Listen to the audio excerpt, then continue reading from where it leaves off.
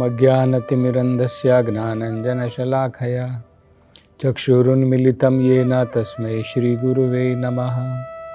नमो ॐ विष्णुपदाय कृष्णप्रेष्ठाय भूतले श्रीमते भक्तिवेदान्तस्वामिनिति नामिने। नमस्ते सरस्वती देवे गौरवाणी प्रचारिणे निर्विशेष शून्यवादी पाश्चात्य देशतारिणे। जय श्री कृष्ण चैतन्य प्रभु नित्यानंद श्री अद्वैत गदाधर श्रीवासदि गौर भक्तवृंद।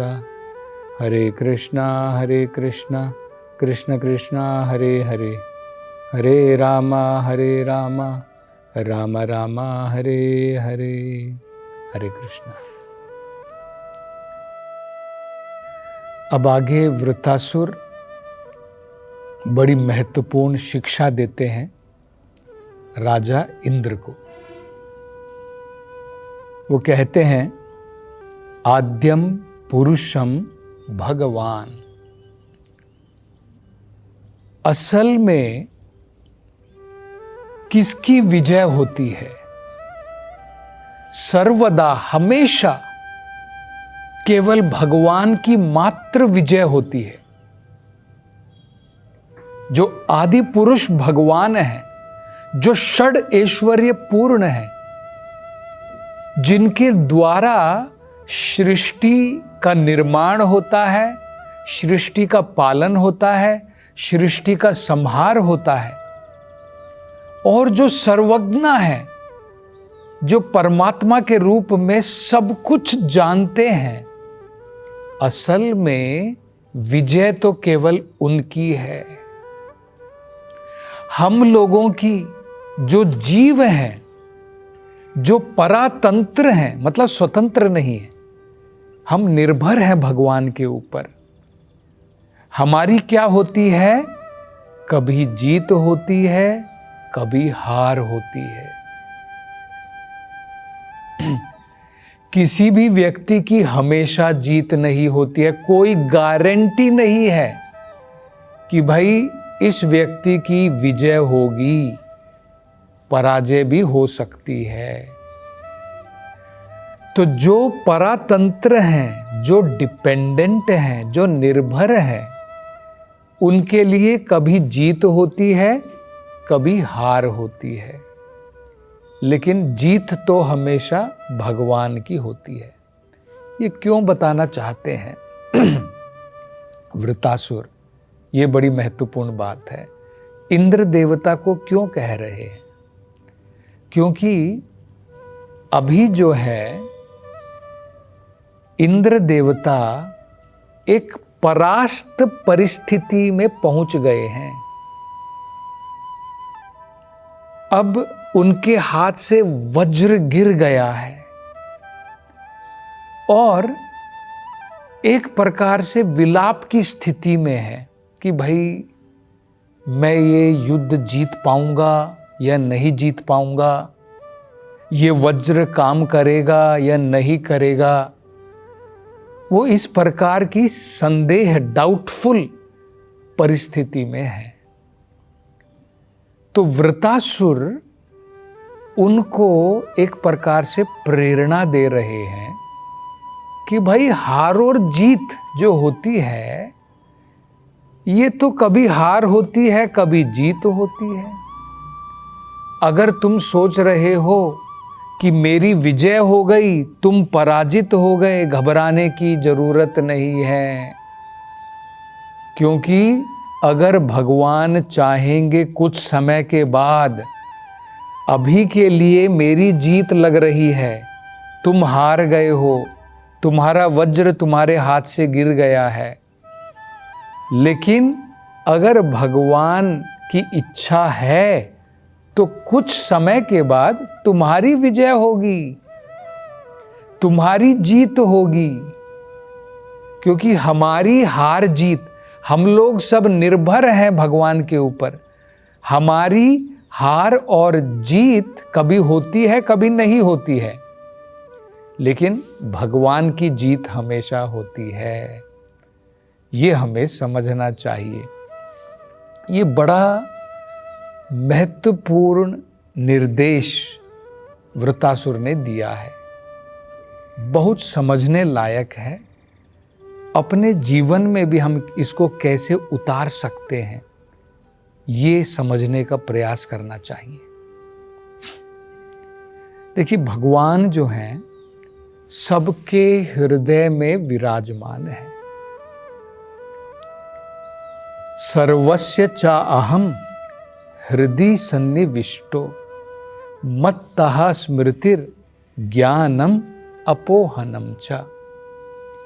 भगवान कह रहे हैं, मैं सबके हृदय में विराजमान हूं। भगवान क्या करते हैं हृदय के अंदर से? 3 कार्य, स्मृतिर ज्ञानम अपोहनम। अगर हमारे कर्म के अनुसार हम भगवान को याद करना चाहते हैं, कुछ चीजें हमको याद रहती हैं या नहीं रहती हैं, वो स्मृति कौन देता है? वो स्मृति देने वाले भगवान हैं।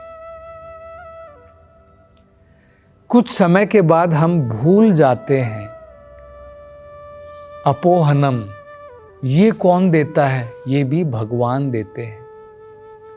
ज्ञानम, किसी परिस्थिति में हमें कैसे कार्य करना है, ये भी भगवान दिशा देते हैं।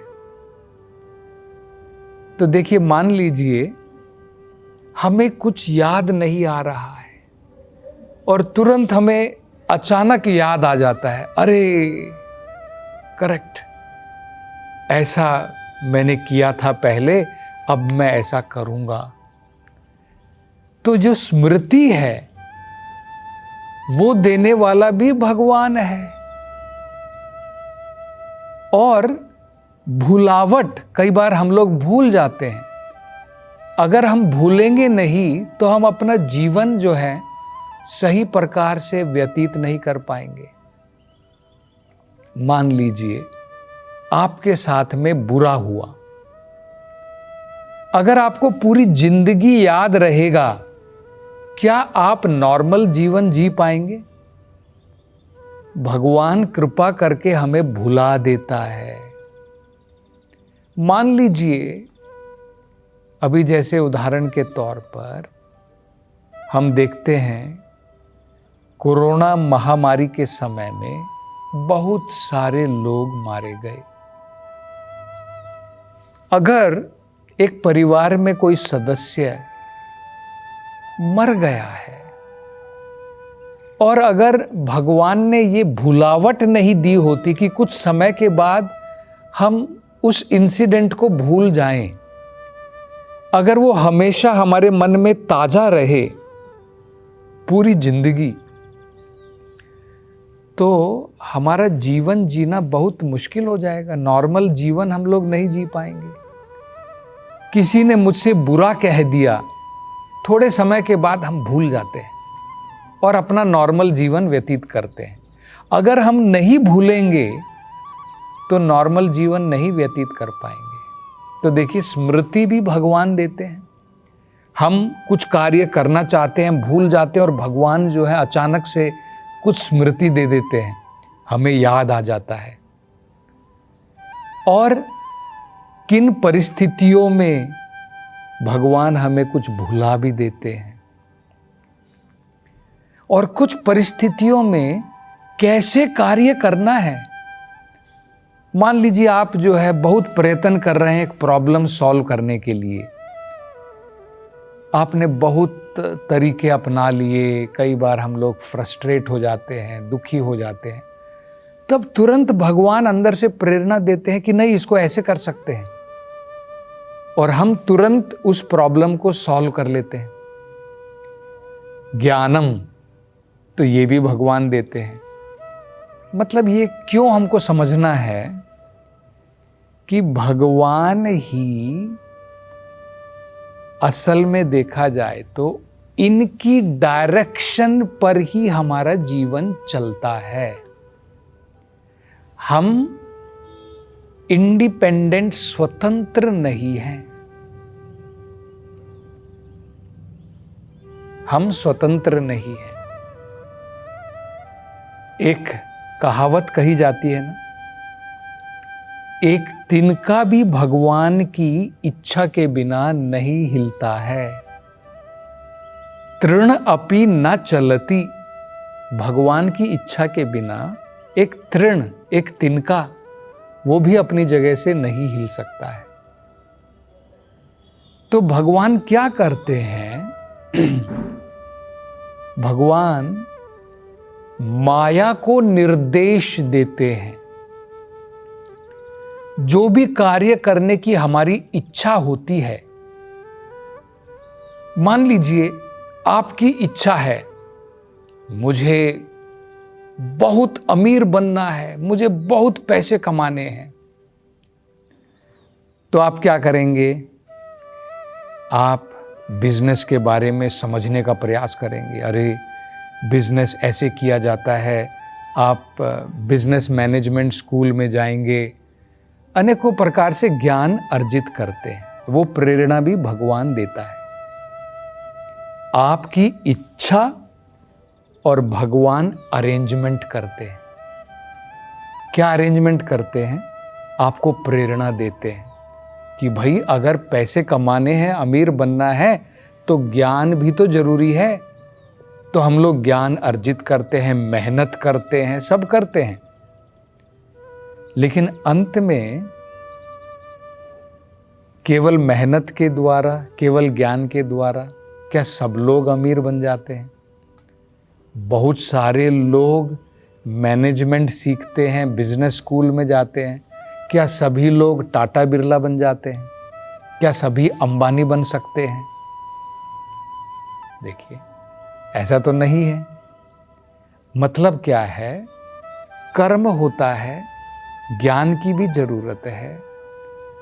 ये बहुत सारे फैक्टर हैं, लेकिन फाइनली हमारे कर्म के अनुसार भगवान का डिसीजन भी इंपॉर्टेंट है।